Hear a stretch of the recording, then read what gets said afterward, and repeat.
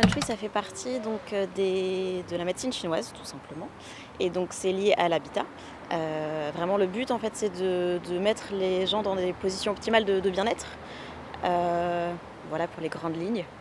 On utilise vraiment donc plusieurs outils, donc on fait attention à l'environnement, ce qu'on oublie parfois, dans le feng shui. Quand on pense feng shui, on pense tout de suite décoration, alors que finalement, la décoration et le feng shui, c'est 2 choses complètement différentes. On étudie aussi, on fait toute une carte énergétique, on va dire, avec l'année de construction, l'orientation de la maison et puis aussi les personnes qui y habitent, parce que c'est extrêmement important dans une étude, feng shui. On n'aura pas la même étude, enfin pour les grandes lignes si bien sûr, mais on n'aura pas la même étude pour, tel ou tel habitant selon le lieu, de vie. C'est vraiment adapté, aux personnes par rapport à leurs orientations qui leur correspondent également et pas que à la maison.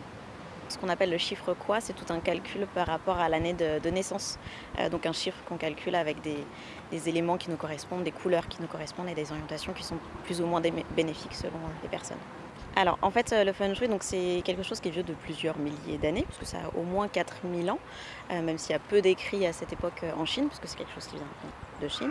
Mais donc ces dernières années, ça a été un petit peu transformé aussi et adapté au monde, qui nous appartient, au monde, occidental. Donc on voit un peu de tout maintenant dans le feng shui. On voit souvent justement que le feng shui, c'est de la décoration et qu'en mettant un petit miroir par-ci, par-là, un gris-gris, on a un bon feng shui. Mais ça n'a rien à voir en fait avec le feng shui. Vraiment une vraie étude de feng shui, ça va être basé sur tout ce dont je viens de vous parler, à l'instant, donc l'orientation, l'année de construction et l'environnement. Heu, donc voilà, je trouve ça intéressant du coup de parler de feng shui, enfin il y a autant de pratiques finalement que de praticiens, de feng shui. Après chacun pioche ce qu'il a envie de trouver, mais le feng shui vraiment traditionnel, ça n'a rien à voir avec de la décoration encore une fois. C'est pas fini, heureusement. Et puis ça évolue aussi, oui, forcément, en fonction des personnes aussi.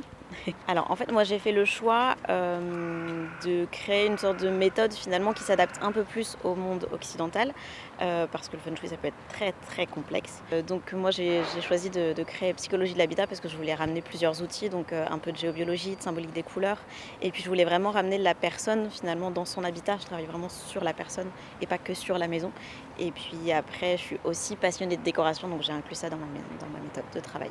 Voilà. Donc vraiment les choses à ne pas faire, pour avoir entre guillemets «un bon feng shui», ça va être d'accumuler énormément. Ouais, vraiment la base du feng shui, ça va être de désencombrer un maximum, sa maison, de ne pas garder, des objets qui ne servent pas, pour avoir une bonne circulation d'énergie tout simplement. Donc les choses à faire, donc par exemple pour une chambre à coucher, on va essayer de se mettre dans un cocon, en fait, se sentir vraiment le plus en sécurité possible. Donc désencombrer l'espace, première chose et puis, se sentir vraiment en sécurité. C'est aussi ça le feng shui, se sentir vraiment en sécurité chez soi. Donc on va mettre, une tête de lit, évidemment on va pas se mettre la tête dans le vide, ça paraît simple, mais ça fait partie aussi du feng shui. On va essayer de voir, le mieux possible, la porte, la fenêtre. On se met pas dos à une porte, on se met pas dos à une fenêtre. Mais ça équivaut aussi quand on est à son bureau, quand on mange, quand on est dans son salon.